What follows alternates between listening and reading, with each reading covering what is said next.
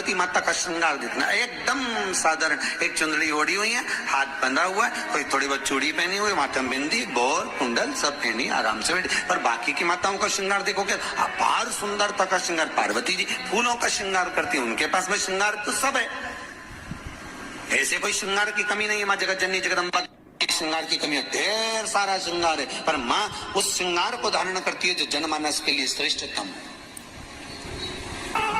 माँ श्रृंगार वो करती है जो जनमानस के लिए श्रेष्ठ हो।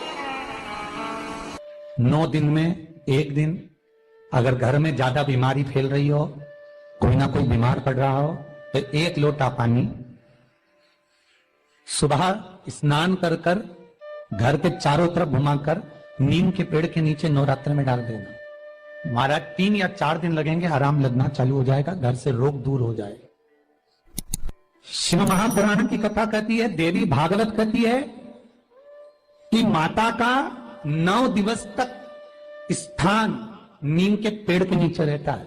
इसलिए आज भी दक्षिण दिशा में देवी की मूर्ति नहीं बिठाते, नीम के पेड़ को साड़ी पहनाते हैं, नीम के पेड़ का ही मांग भरकर मंगलसूत्र पहनाकर नीम के पेड़ का ही श्रृंगार होता है और नीम के पेड़ की ही पूजन होती है।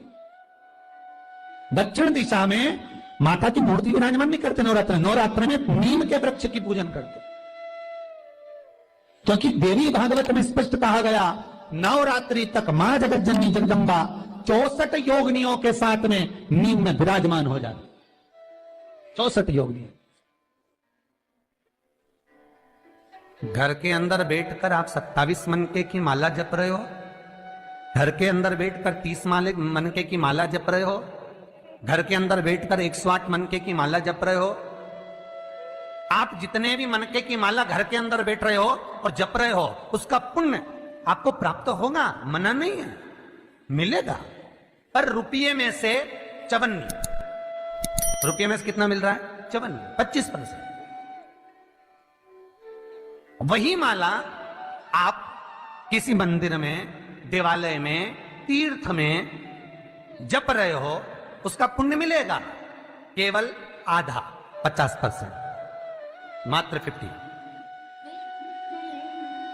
महाराज वही माला आप यदि पीपल, आंवला, समी, बेलपत्र, इन वृक्ष के नीचे अगर आप एक माला को लेकर बैठे हो और बिना आसन के, समी के वृक्ष के नीचे आप कोई मंत्र जप रहे हो, कोई बेलपत्री के पेड़ के नीचे मंत्र जप रहे हो, कोई आंवले के पेड़ के नीचे मंत्र जप रहे हो, किसी पीपल के वृक्ष के नीचे मंत्र जप रहे हो, तो वहां आसन लगाने की जरूरत नहीं होती। बिना आसन के अगर आपने एक माला का एक मन का भी अगर जपा है, शिव महापुराण कहती है, विष्णु पुराण कहती है कि 100% पुण्य आपके खाते में उस मंत्र का फल प्रदान कर देता है। उस मंत्र का शिव महापुराण की कथा, लिंग पुराण की कथा, विष्णु पुराण की कथा, पद्म पुराण की कथा कहती है कि किसी वृक्ष के नीचे, जिन वृक्षों का गुणगान हमारे शास्त्र करते हैं, जिन वृक्षों का गुणगान हमारी पुराणे करती हैं, उन वृक्ष के नीचे अगर एक मंत्र का मन का भी फेरा जाए तो उसका पुण्य हजारों गुना प्राप्त हो जाता है, आप रूप प्राप्त होता है अपने आप।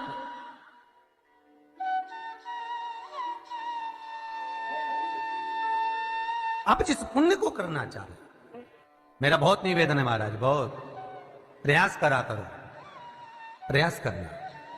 अगर हाथ के मनके की माला भी नहीं हो और किसी पीपल के पेड़ के नीचे 15 मिनट बैठने का मौका मिल गया, आंवले के वृक्ष के नीचे 5 मिनट बैठने का मौका मिल गया, किसी आंवले के वृक्ष के नीचे आप 5 मिनट बैठे हो, ओम नमो नारायण का मंत्र का स्मरण कर लो, ओम नमो भगवते वासुदेवाय का जाप कर लो, बस उसका फल 4 गुना, हजारों गुना प्राप्त हो जाता है। शमी के पेड़ के नीचे बैठे हो, श्री शिवाय नमस्तुभ्यम का जाप करिए, 4 गुना फल मिलेगा, 1000 गुना फल। बेलपत्री के पेड़ के नीचे गए हो, ओम नमः शिवाय ओम का जाप करिए, फल मिलेगा। उस फल को हमें पाना है। शिव जी का पहला पार्वती के साथ अवतार है काल और काली, महाकाल और महाकाली, पहला अवतार। और द्वार पर चप्पल पड़ी होने के कारणवश वो लौट कर चली जाती है। बहुत ध्यान दीजिएगा महाराज, थोड़ा सा आपको बुरा लगेगा, लग जाएगा, और शिव पुराण है, जीवन संवार देगी तो अच्छी बात है। देखिए वुमेन्स डे आ गया है,